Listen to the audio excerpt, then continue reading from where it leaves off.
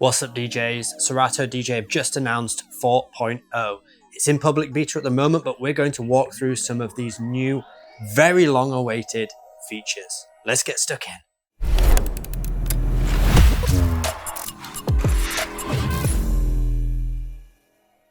So when you first open it, you'll notice that there is a slightly cleaner UI looking interface, but a lot of the updates come in this bottom half of the screen, all to do with library management.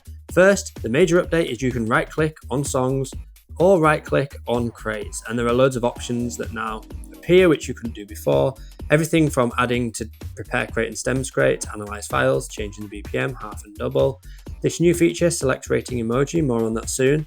You can select the track color, showing crates, which is new, enable Beatgrid lock, rescan file information, choose to relocate, show in Finder, and of course, delete from either your crate, your library, or your entire computer. So again, just a lot of music management options that have been made much more readily available. Now, some of the new features, this showing crates, if I were to click this, it will then filter my crates with this new crate filtering option and show me all the crates that this song is currently featured in. And that's with this new search feature here. I can X on that and it will bring all my crates back up. Another of the new ones is this select rating emoji. Now, if I were to click that, I can choose certain emojis. If I were to put fire, for example, as a common one, I can add that. And if I right click on the top of the column header, I can then go down to rating. And you'll see if I go to here, we can add fire emojis instead of hearts, for example. So you can see here we've added fire emojis. It's just a bit of fun instead of the hearts. The same can be applied over on the crate. So if I were to right click on these, we can do a rating emoji on here. I can add fire and it will add it to all 157 of those songs if I choose to. So I can bulk do that over here. You can also batch everything to the prepare crate or stems crate, analyze the files just in a specific crate. And one of the new features which I quite like is this favorite crate. So if we tick this, you'll see at the top I now have these two starred and it just forces them to the top of the crate list. Above that we have this sort. If we click it, we can sort it in a custom way. We can sort it alphabetically, so all of our crates are in alphabetical order, or we can sort it by date created. So obviously our most recent your most recent ones at the bottom and oldest ones at the top. I click this again, go back to custom, and it goes back to the way it was originally. You might have already noticed that these three crates have different colors. Again, one of the new features, I can right click and add a color by doing this, and we can choose from any of these colors, and we could color code some of our crates as well.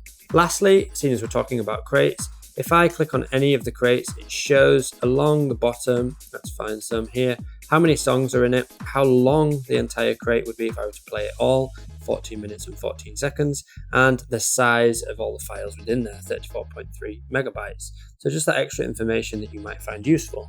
Something else that's been long awaited is a new updated analyze files. So even if the hardware is connected, you can still analyze your files, which previously you had to disconnect your hardware to do a batch analysis. Also, we have a drop down here now, so I can tick analyze on import. So whenever I drag songs into Serato, it will automatically analyze them and no need for me to disconnect my hardware and then batch analyze any new music. One of the last things that's so useful is if you're connected to a streaming service, you can now select tracks and drag them into a standard crate. You don't need to have a streaming crate anymore. So you can see in here, I can mix and match my locally stored files and my streaming files all in one crate. The last bits of UI to be aware of is the fact that these panels for files, prepare and history now pop up on the right rather than make your library smaller, which is again another nice touch. You'll see that there are easier options for searching. You can just tick the streaming partner and you can search both your collection and streaming partner, or just your collection, or just the streaming partner, which makes it just much more intuitive. It all looks nice and slick and it just feels a bit nicer. Nothing major, but definitely features that have been long awaited. So look, dare I say, there's nothing too extravagant in there, but there's some features that Serato DJ users in particular have been waiting a long time for. And I'd love to know, is this update what you've been waiting for? If you're a Serato DJ user, drop the comments below. It is in public beta right now, so it's not officially available.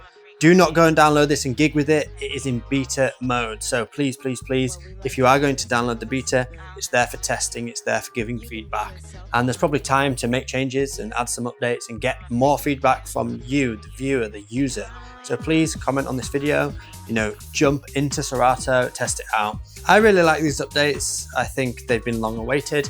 And if you want to see more tips, tricks, and ways of using Serato creatively, make sure to check out wearecrossfader.co.uk, where we've got a host of different DJ courses for all different levels. Thanks for watching. I'll see you in the comments, and I'll see you in another video very soon.